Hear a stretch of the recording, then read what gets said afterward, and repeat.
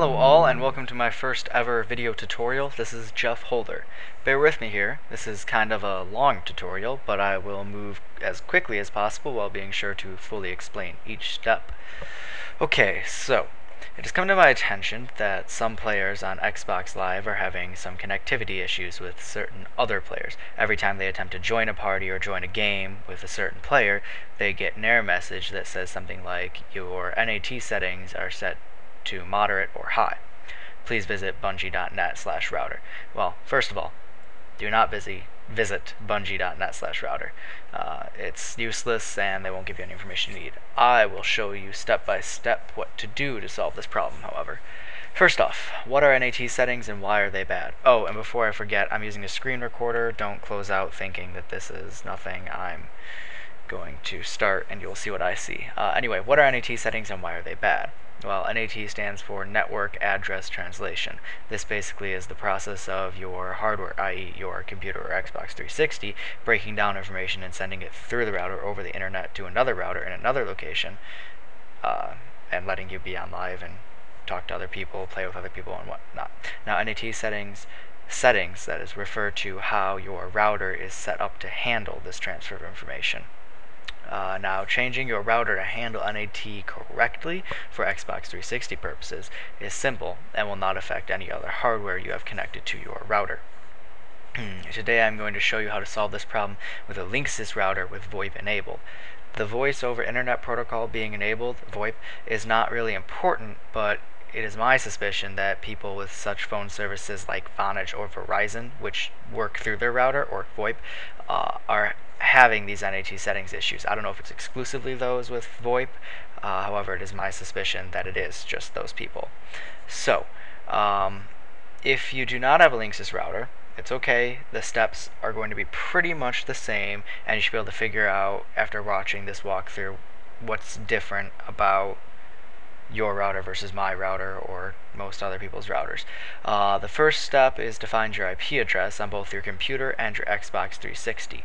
To do this on your computer, if you are running Windows Vista, go to Start, then go to Start Search, type in 3 letters, CMD.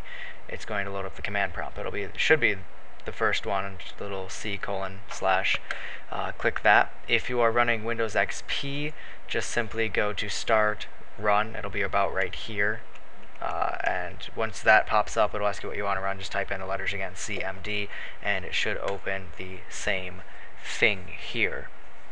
So once you get that up and going, you want to find the IP address on your Xbox 360, and we're going to save that for later use. But what you do to find it on your 360 is just start it up normally, don't let it play the game, go over to settings, go to network settings, and you should be able to find it.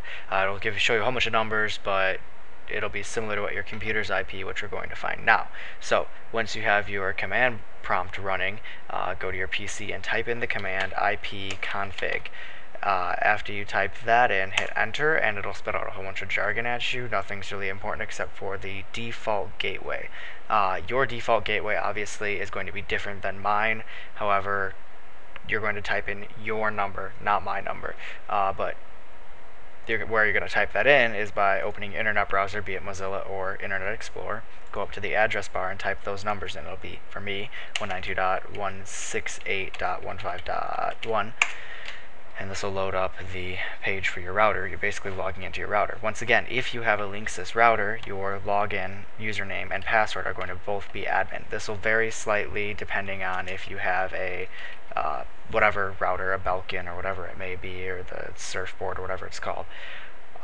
However, if you just Google your router model number and say like login information along with it, you should be able to find it fairly easily what you need to type in there. That is if you haven't changed it. If you have other people living with you, or if you live in an apartment, you might need to get that information from your landlord or something like that, if it's a secured network.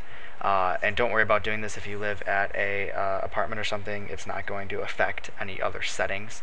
So the first thing to do once you're in here, there's two things we're going to do.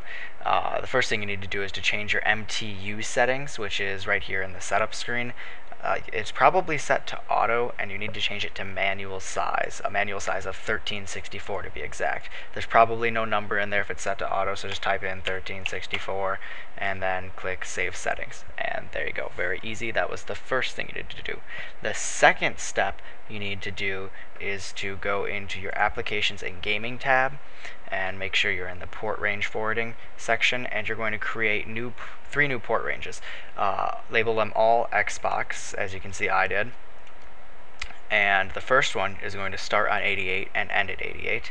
Make sure your protocol is set to both, not TCP or UDP, both, because if you set it to one or the other, this is not going to work properly.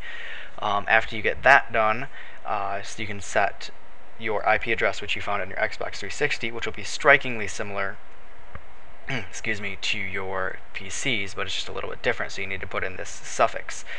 For me, it's 103.